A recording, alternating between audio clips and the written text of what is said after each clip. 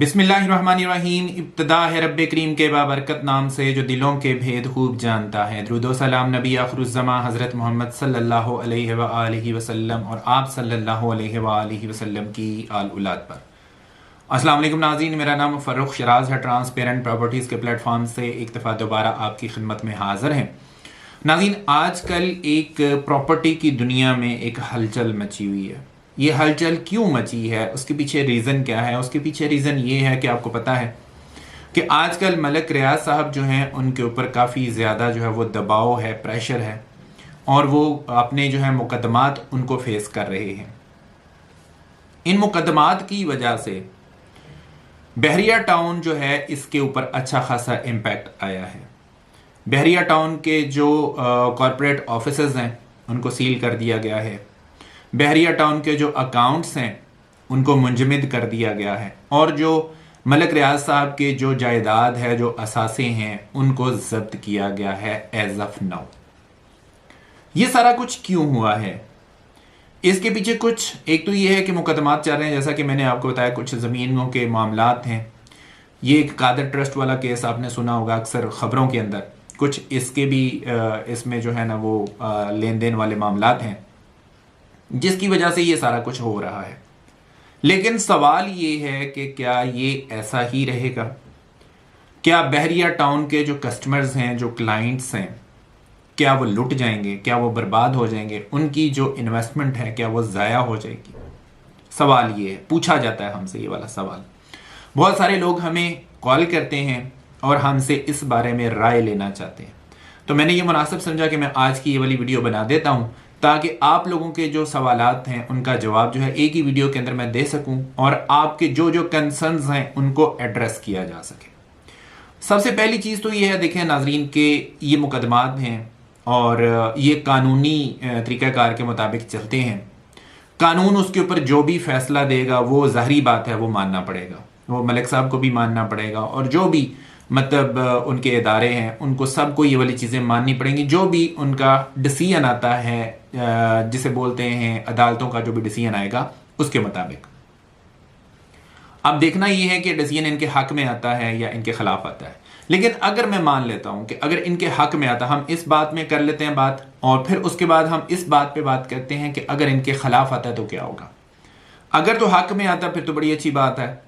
फिर तो जो ये एक दफ़ा डाउनफॉल आया है ये दोबारा से बहरिया टाउन जो है रिवाइव करना शुरू कर देगा।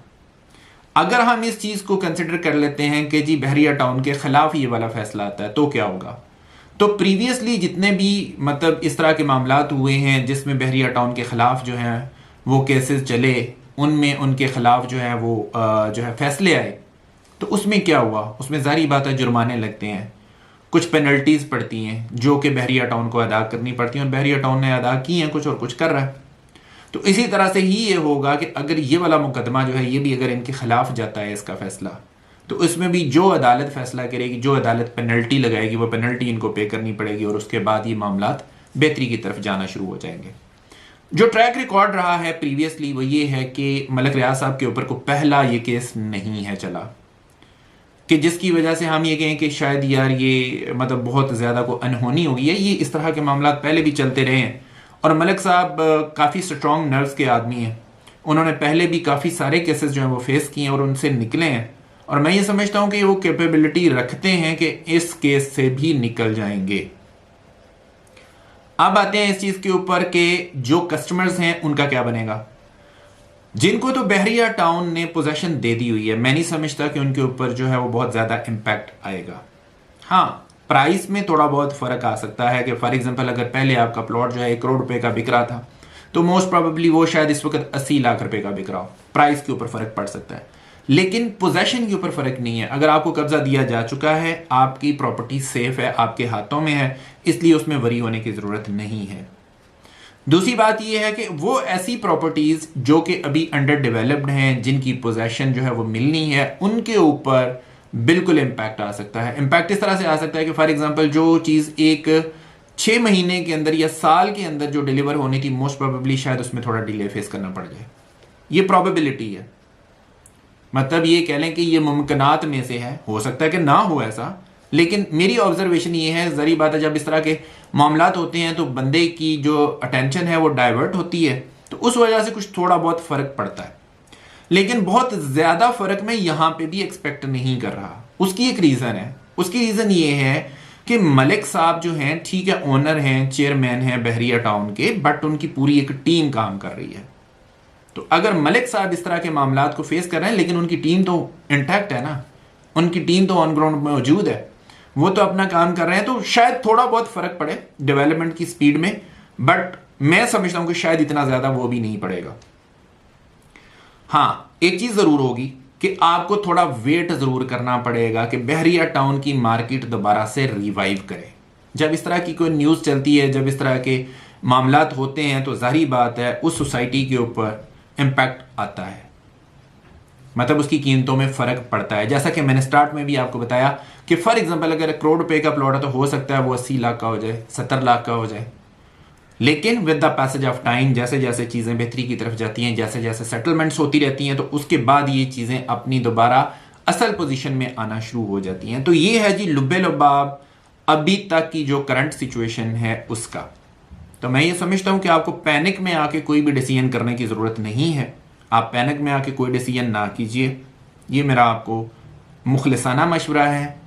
देखें, परखें, इंतज़ार करें, देखें फैसला क्या आता है, और उसके बाद बहरिया टाउन जो है उसके ऊपर किस तरह से रिएक्ट करता है। थोड़ा सा इन चीज़ों को देखें। मेरा ये ख्याल है कि इंशाल्लाह ताला मामला जो है वो बेहतरी की तरफ ही जाएंगे, क्योंकि मलिक साहब जो हैं वो काफ़ी समझदार हैं और वो मामलात को ख़राब नहीं करते हैं, वो हमेशा सुलझाने की कोशिश करते हैं। तो मेरा ये ख्याल है कि इस दफ़ा भी मामलात को सुलझाया ही जाएगा। Let's see. बाकी ये मेरा अपना एक पॉइंट ऑफ व्यू था जो कि मैंने आपके सामने रखा। मैं उम्मीद करता हूँ कि मेरी आज की वीडियो आपको पसंद आई होगी।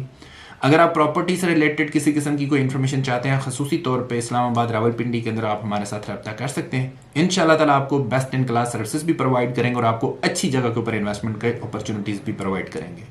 इसी के साथ अपने होस्ट फ़ारूक शराज को इजाज़त दीजिए। नई वीडियो और नए टॉपिक के साथ दोबारा आपकी खिदमत में हाजिर होंगे। अपना बहुत ख्याल रखिएगा, हमें अपनी दुआ में याद रखिएगा। अंटिल नेक्स्ट टाइम, अल्लाह निगहबान।